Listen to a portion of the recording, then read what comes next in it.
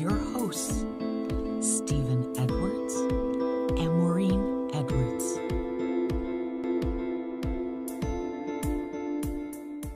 Hello, Maureen. Hey, Stephen. I wanted to talk to you a little bit about your psychotherapy practice, particularly working with adult population. I myself have done a certain amount of therapy in my life, and I always feel very unsure of where to start once I begin a session. And that in itself has kind of been a roadblock for me, even though you would think that's the therapist's job to kind of figure out where to go with each individual.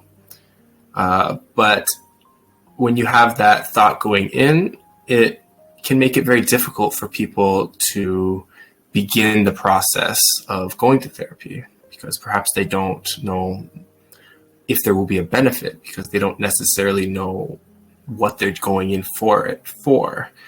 Perhaps they feel like there's an underlying issue, but can't quite pinpoint it. So I just wanted to talk to you a little bit about, when do you know if therapy is right for you? It's an excellent question.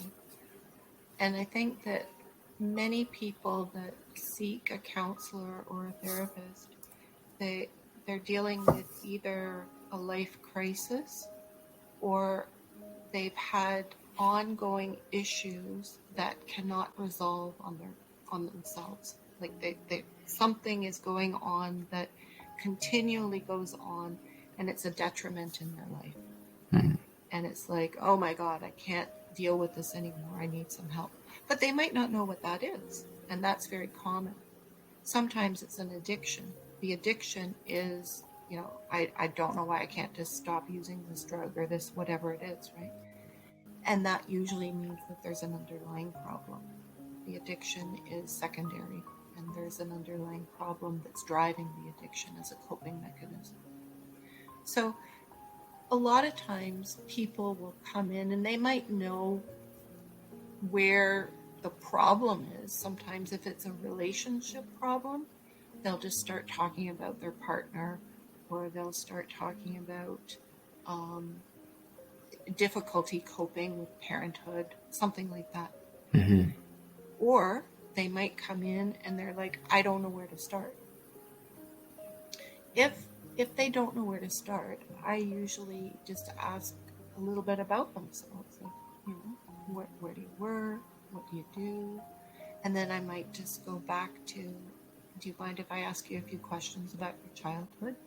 And then I will ask them specifically about, what was it like when you were under the age of 5? Were you brought up by both parents? And then I ask about the relationship at that point with each parent. Was it nurturing? Did you feel like you were close to your parent? Was it a good experience? Did you move a lot? Or was it stable? Did they divorce? And they usually start telling the story. And then you can expand and ask what their relationships with their siblings, if they have any, were like. And then you just kind of keep going through that childhood. So then you're at the school age. And you just keep asking questions just to sort of get like a broader idea of how this person developed. What were challenges?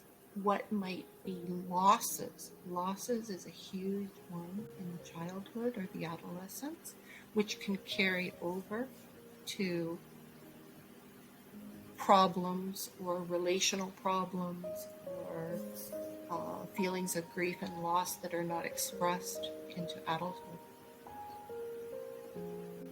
Sometimes if there's experience where there's a divorce, or parents the kid is like in one household for a week and then another household for another week, and it's back and forth, even if the parents are not fighting about this, that can be very problematic for an adult with that historical experience, because in that they can learn to be two different people in two different situations.